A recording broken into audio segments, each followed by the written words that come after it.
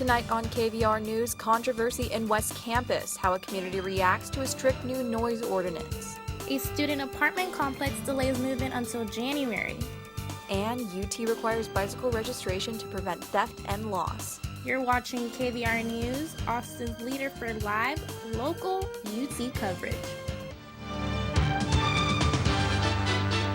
Broadcasting live from the Texas Student Television Studios at the University of Texas. You're watching KVR News at 9, Austin's leader for live, local UT.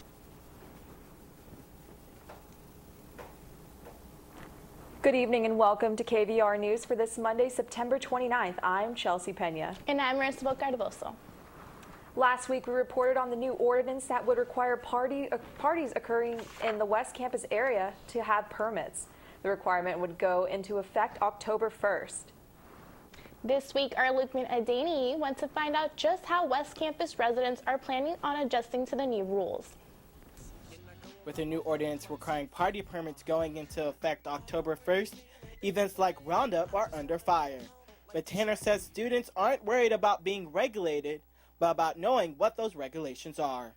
Everyone that I've talked to and what we're working with are definitely, okay with getting ordinances, and following the law. However, if that law is not made clear to us, how do we know exactly what we're going to follow and what penalty is given to us if we don't follow that? Tanner is part of a student government city task force recruiting other groups to work with the city on the ordinance. I realize that this is a matter of simply taking existing regulations and applying them to a new situation without thinking through all the implications. Councilman Riley says their goal is to make West Campus attractive and comfortable for all who live there. Enable the area to continue to thrive. We want it to be a livable place where you have some assurance of being able to get a good night's sleep, but we also want it to be a fun place with some degree of energy and vitality. An older resident in the West Campus area looked into Austin laws and wants police to enforce the noise ordinance that says residential areas can't be louder than the ringing of a cell phone or 75 decibels. The Point on Rio has delayed the move-in once again, and there may be a reason future residents aren't speaking out about it. Due to city inspections and construction delays, Point officials have stated that the complex will not be ready for their residents until January 2015. The original move-in date was set for August 16th. Point leaseholders have been relocated to the housing in Dobie Center instead.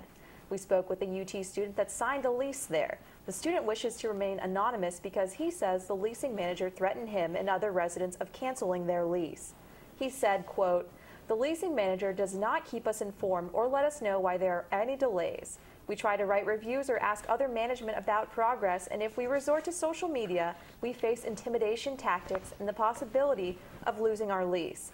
The student says he and two others tried contacting management in Houston, but were told multiple times that the person in charge was either on vacation or out of the office.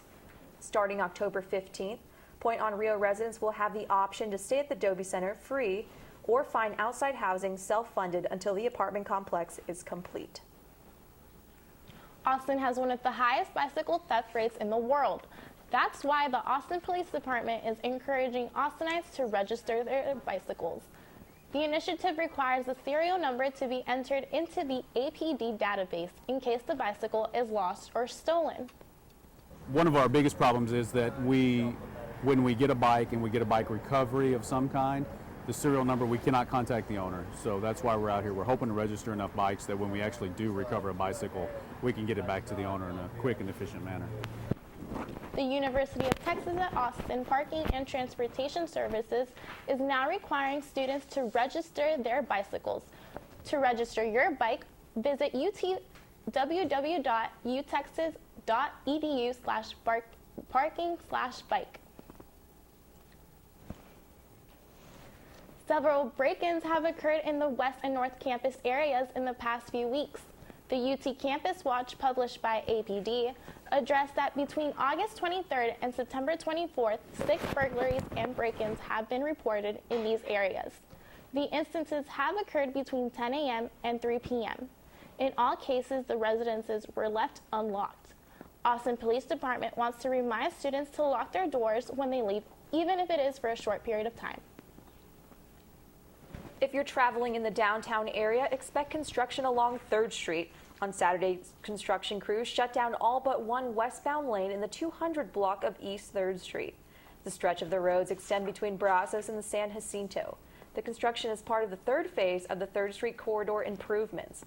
By the time the construction is completed, improvements will include wider sidewalks, a protected bicycle lane, and street trees. The idea of multicolored crosswalks in Austin might be a little too weird for some to handle. Paul Huddleston, who was with the Austin Pride Foundation, proposed the idea of painting the crosswalks rainbow colors in downtown Austin near 4th Street. The concept behind this proposal is to have the streets match the 6 striped flags displayed outside the neighboring businesses. Council member Mike Martinez stated that business owners around the area are not fully open to the idea. However, the City Council is now taking one step closer toward this notion after approving the public input process. With hopeful plans on finishing the procedure by mid-November, Martinez is hoping the crosswalks will be painted before the year ends. Retail gasoline prices have slipped 2 cents this week in Texas and nationwide. Currently, 28 states in the U.S. are selling gas for under $3. It is predicted that by November, this number will grow. The price dip under $3 is the first time that this has happened since fall 2010. Gasoline prices typically fall in autumn. This fall, Americans can look forward to paying less at the pump as the prices fall due to falling global oil prices. Still to come, ACL in Austin for its 40th year. And Credit Risk, a popular food chain, deals with a system hack. You're watching KVR News.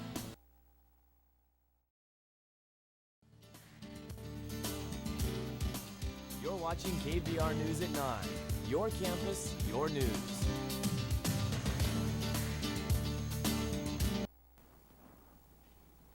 Welcome back to KVR News. Ride-sharing services Uber and Lyft are another step closer to becoming legal in the city of Austin.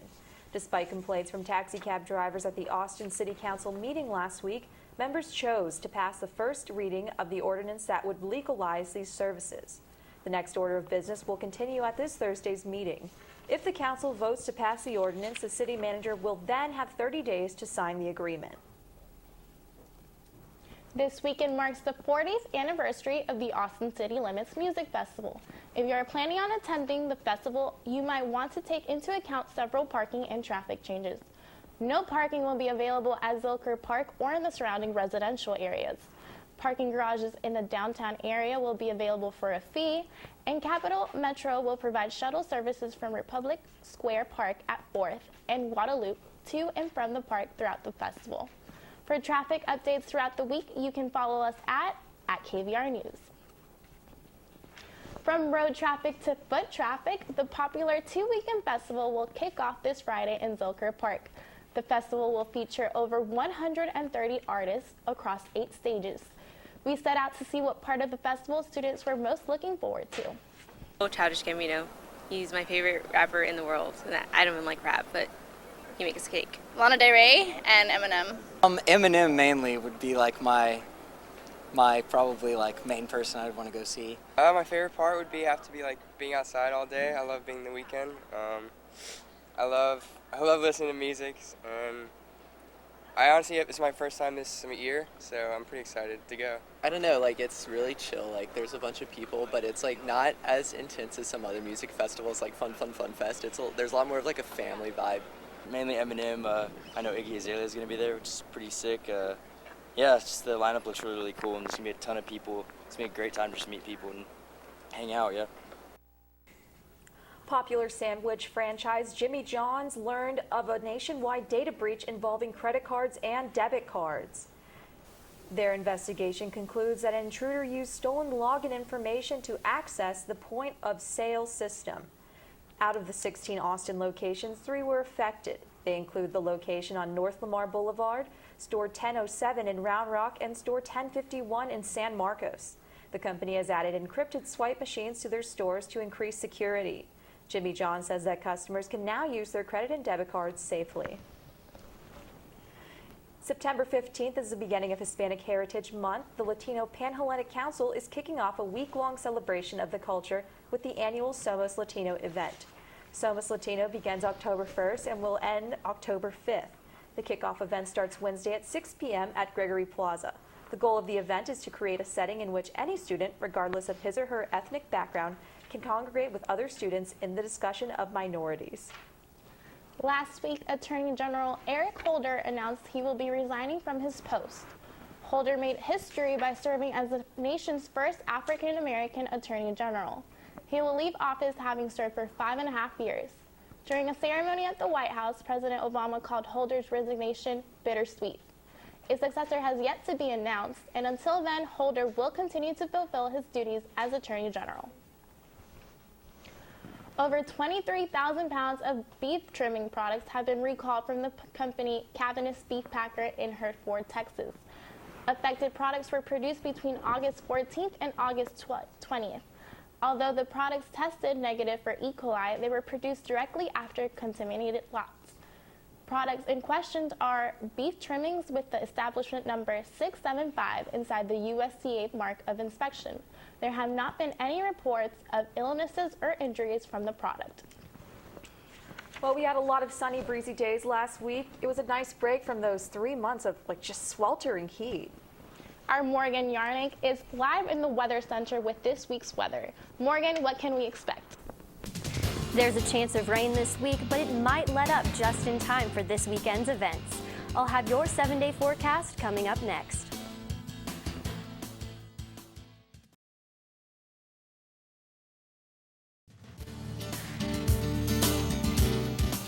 Have a news tip or story idea? Call the KVR News Tip Line, 475-8181.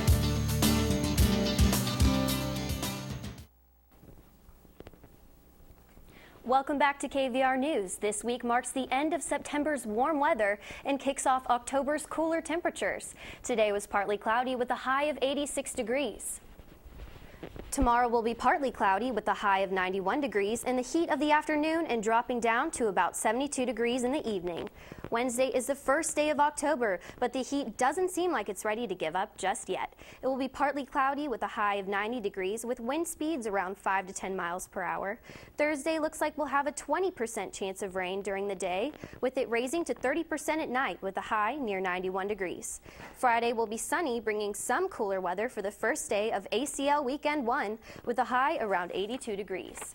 Saturday will be pleasant and sunny at the UT versus Baylor game with a high near 82 degrees during the day and will cool down to a low around 61 degrees. We'll also see some sunshine Sunday with a high near 85 degrees and a low around 61 degrees. Live in the Weather Center, Morgan Yarnik, KVR News. All right, thanks, Morgan. College Press Box's Thomas Bingham will be in the studio to talk Longhorn sports after the break. Stay tuned.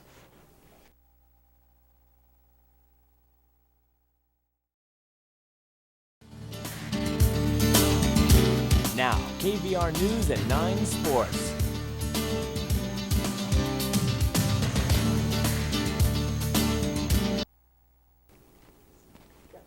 Welcome back to KVR News. I'm College Press Box's Thomas Bingham. Texas football got a big win on Saturday when they shut out Kansas 23-0. The Longhorn defense dominated the Jayhawks in Lawrence, putting up 4 interceptions and 4 sacks. Let's take a look at the highlights. Kansas starts strong. Montel Cozart throws a 35-yard pass to Jimmy Moondine. Texas defense kicks in. Quandre Diggs with the interception. Texas is on the 1-yard line, swoops to MJ McFarland. Texas 6, Kansas 0, but Nick Rose missed the extra point. Kansas looking for a comeback. Cozart throws 26-yard pass to Nigel King, but again, Texas defense isn't having it. Duke Thomas with the interception. Swoops runs in for a touchdown. Texas 13, Kansas 0, and fans are excited. Third quarter, Cozart to Tony Pearson for a large gain. And the quarterback is blitzed, sacked by Quandre Diggs. And there's an interception by Jordan Hicks, and this defense finished with 4 interceptions in the game. Nick Rose redeems himself with the 42-yard field goal. Texas up 16-0 in Lawrence. Jordan Hicks found the running back in the backfield for a loss on the game. 3 minutes left in the game. Swoops finds John Harris for 16 yards and the touchdown. Texas wins 23-0. On top of the win, Coach Charlie Strong's weekend got even busier. The NFL and Commissioner Roger Goodell made a stop in Austin this weekend.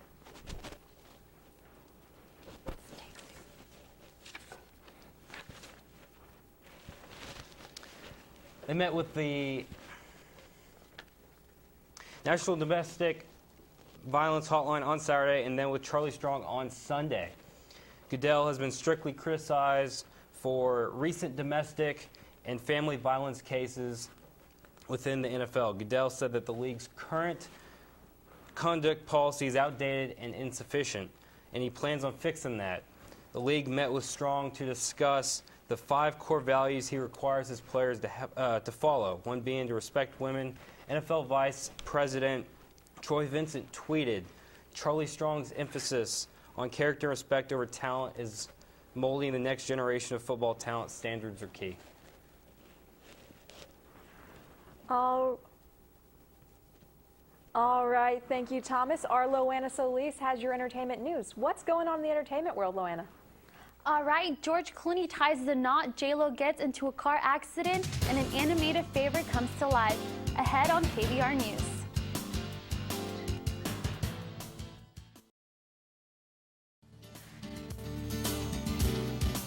You're watching KVR News at 9. Your campus, your news.